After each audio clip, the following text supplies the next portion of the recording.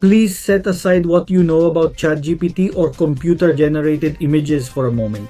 This is a game running parallel to what's happening right now in the closed offices of Washington and in the bunkers of Tel Aviv. And it has nothing to do with creating super realistic images or videos. It has to do with the survival of nations. We are facing the biggest economic and military event since 1945. There is a report that compares what the United States is doing today with the famous Manhattan Project that created the atomic bomb.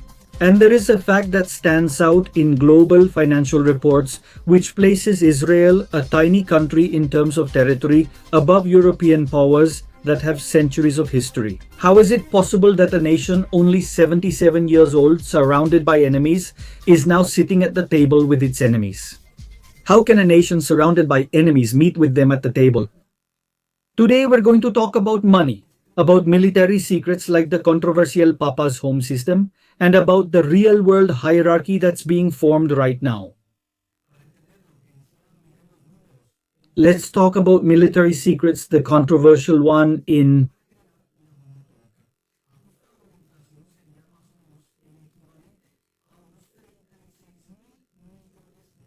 hierarchy is being formed right now by the United States.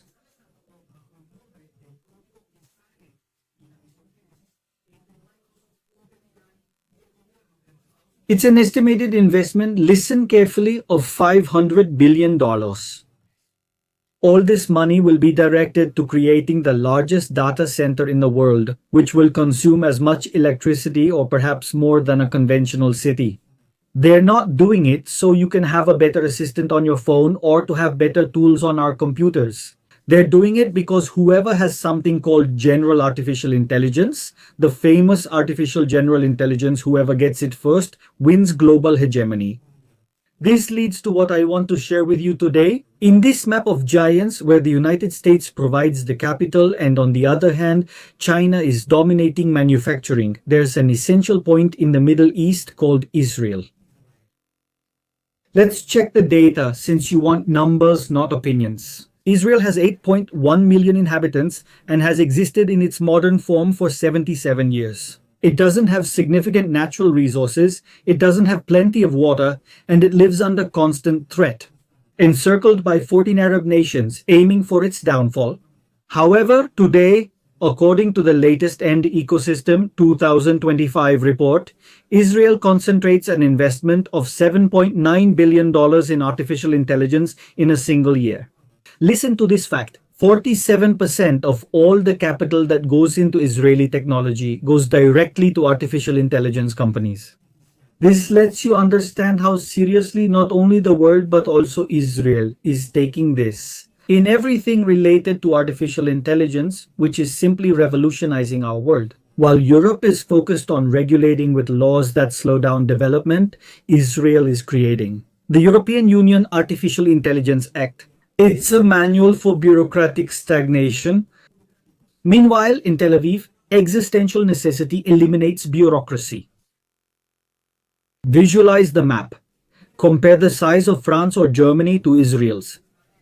This tiny country in the Middle East is among the top 5 in the world in artificial intelligence development, competing side by side with the United States.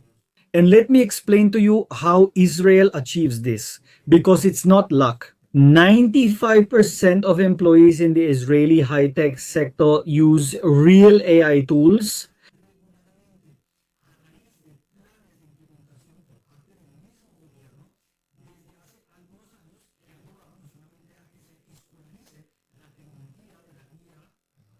Of employees in the Israeli high-tech sector use AI tools.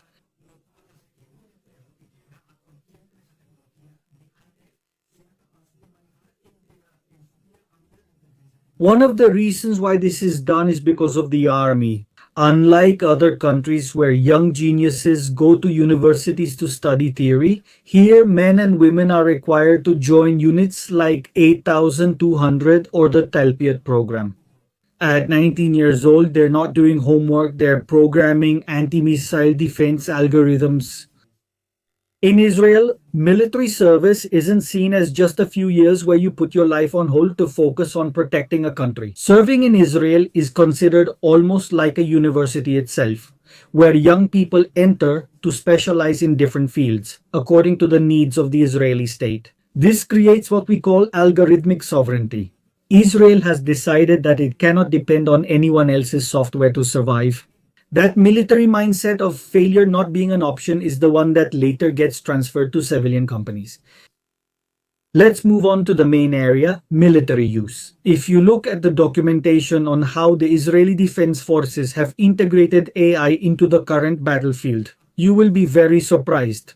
We have to be precise about this. We're not talking about robots shooting on their own. We're talking about data processing at a speed that the human brain can't handle. There are systems like Avisora the Gospel, which process massive amounts of information. You have to identify buildings used by enemy combatants. But there is a specific development that has generated a lot of debate and shows the technical capability for recognition. This system is known as the Where is Daddy? Where is Daddy? I know it doesn't sound like a serious name for a military system, but it's part perhaps of Israeli irony, of the very characteristic dark humor of the Israeli soldier. And something important that I want to tell you right now. 45% of the people who watch my videos aren't subscribed. They think they are, but actually they're not. So check if you're subscribed. You just need to tap the button and also tap the bell icon, which lets you know when I upload a new video. Alright, according to intelligence reports, this software, Where is Daddy?, is designed to track specific individuals. The AI monitors movement patterns, signals, and alerts the operating systems at the exact moment the target enters a specific structure, usually their house, their residence. This demonstrates a level of persistent surveillance and pattern recognition that no other military force has deployed at this scale so far. Like Israel, many people in the news are the ones I share with you. Many people wonder, how is it possible that Israel knows and infiltrates so deeply, for example, in Gaza or even in Syria itself? Well, no, many times it's about spies. Many times. They are drones that, with their high-tech cameras combined with the AI technology they are equipped with, are capable of tracking targets from above. Not only because they can identify your face, but because they have been trained with a lot of information to recognize ways of walking, ways of standing, ways of dressing, ways of greeting, and so on. Different patterns that allow them to sharpen and triangulate the specific locations of a number of people who are on the list as potential enemies of the State of Israel. And that's not all. Advanced visual recognition is also used at checkpoints and borders, where high-fidelity cameras with AI can identify suspicious behaviors, hidden weapons, analyzing micro-gestures and thermal anomalies in real time, long before a human soldier realizes the danger. Added to this is robotics, the use of units like the Vision 60 robot dogs and the Roster hybrid drones. They are revolutionizing everything the Israeli army does in the field. For example, when we talk about the famous Gaza tunnels, the well-known Gaza metro, if you still think there are soldiers crawling through the dungeons, through the pipes and the mess that's left there in Gaza, exposing themselves, then you're very mistaken. Technology takes care of this, robots take care of this. And these are not toys, they are platforms that go into these tunnels in Gaza before any soldier does. They map the area in 3D, detect explosive traps, and transmit audio and video in real time. Technology is replacing human exposure in the most lethal environments, making the results exponentially much more effective. But Israel's survival is not just about avoiding missiles, it's also about managing resources in an overcrowded desert. And this is where data flies. Also the mind. I found that the city of Yerushalayim managed to reduce its traffic times by 47. How does it manage? Not by adding streets since there's no space. They simply used artificial intelligence technology in the traffic lights and in the light rail system to predict traffic flow before the jam happens. Or the way Tel Aviv is handling the water issue. They just finished installing 250,000 smart meters. They have a 100% implementation rate. An artificial intelligence detects if there's a water leak in an underground pipe in real time. In a region where water is worth more than gold, artificial intelligence is making sure that not a single drop is wasted. The same efforts are also being made to implement artificial intelligence in the famous Israeli irrigation system, a technology that has been around for years and allowed the desert to bloom. It allowed Israel to farm in the desert, a desert that had been completely arid for 2,000 years. Nothing good was ever produced in these 77 years in the Negev desert. Different areas of Israel have not only been able to flourish, but all kinds of fruits and foods are grown there. The irrigation system, which has now been modernized, is also being integrated. Artificial intelligence that allows you to control the amount of water in an area. It lets you measure humidity, sunlight, and wind in real time. And this literally optimizes every drop that is supplied to the land.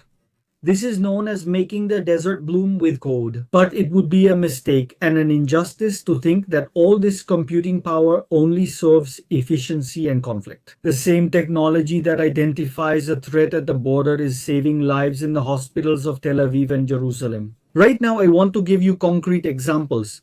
Look at what the Israeli company IDOC is doing. The artificial intelligence they designed analyzes brain-computed tomography scans in real time. If you, for example, arrived at a hospital with the onset of a stroke, the artificial intelligence would alert the radiologist before the human doctor even opened the file. This reduces treatment time from hours to minutes. And in a stroke, as many know, time is essential. Time is life. Or do we have this other case of Orcam? Founded by the same geniuses behind autonomous driving technology, they have created a small device that attaches to the glasses of blind or visually impaired people. Artificial intelligence literally reads the world for them. It whispers in their ear. It tells them what's on the menu, what a bill says, how much the coins in their hand are worth, or who is standing in front of them. This is also what Israel is doing right now. It's not just about defense, like in this example, using computer vision to give people back their dignity and autonomy. Going back to security, we are just a few days away from the operational deployment of the Iron Beam, which will officially be available on December 30th, 2025. This alters the Middle East's economic equation.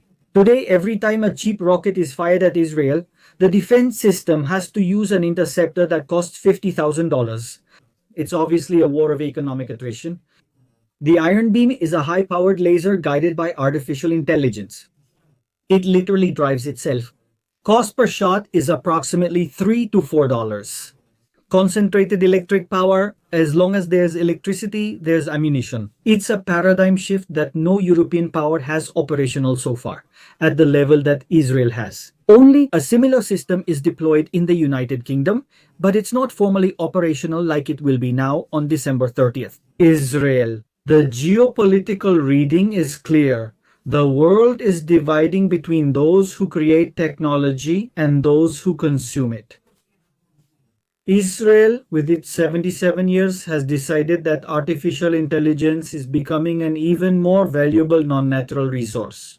Think about the fact that half of the investment Israel makes in all sectors annually is being given or dedicated to the development of artificial intelligence. Necessity has been the mother of this accelerated invention, and I want to close with a paradox that is very evident from here. Remember that many times the same countries that publicly condemn Israel in international forums are quietly lining up to buy its defense technology, its medical systems, and its cybersecurity. Because at the end of the day, rhetoric is politics, but security is a necessity. I want you to leave your opinion below about this paradox. Why do you think the world condemns Israel? In public, for defending itself, but in private, they line up to buy its defense technology. Is it real morality, or is it simply that they can't stand to see a small country surpass them? I want to read your comments. Alright, history will ultimately remember those who understood the 21st century, not those with the most land or oil. The true frontier of a nation is no longer on the map, but in its ability to process reality before everyone else. Europe regulates the past, Israel, out of necessity, is forced to invent the future so that the map beneath its feet doesn't disappear. Don't leave without leaving your like, subscribe, and turn on the notification bell. See you.